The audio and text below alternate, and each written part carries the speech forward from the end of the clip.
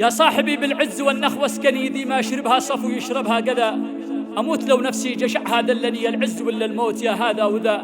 الجيد يا ابن الناس قدره يبتني، أصيل في كل المواقف يحتذى. وابن المكارم ما يجالس مهيني، والإم مع الصعلوك لازم ينبذا. والنذل كياد النساء لو ضرني بلقاه وادعس فوق راسه بالحذاء.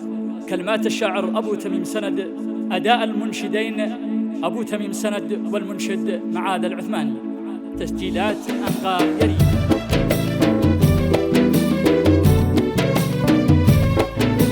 يا صاحبي من أجل ماذا بعتني؟ تركتني وسط المخاطر والآذى. معقول من أجل المصالح خنتني؟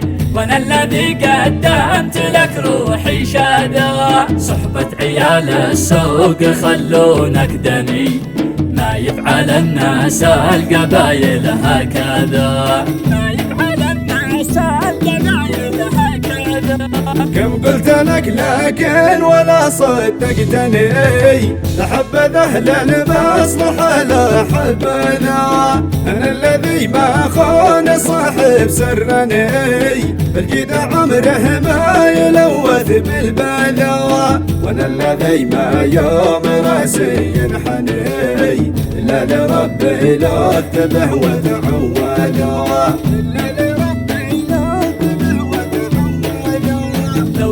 كاسك بالخيانة سمني، فأنا من النخوة شرابي والغذاء. وصاحب المعروف حتى لو غني، ما يختلف طبعه كذا ولا كذا. يا صاحبي بالعز والنخوة اسقني، ما شربها صاف ويشربها كذا. ما شربها صاف ويشربها كذا. موت لو نفسي جشعها دلني، العز ولا الموت يا هذا وذا. الجد يا ابن الناس قدره يبتني، أصيل في كل المواقف يحتذى. ومن المكارم ما يجالس مهيني، والهم مع الصعلوك لازم ينبذى. وإن الكياد النساء لو ضرني، تلقاه وادعس فوق راسه بالحذا. والمهيني ما يسحب إلا مهيني، والدهر طبعه يا رفاقي هكذا. يكفيني إني فوق الأمثال مسكني، من هذا له من ورا ظهري هذا. ومن هذا له من ورا ظهري هذا.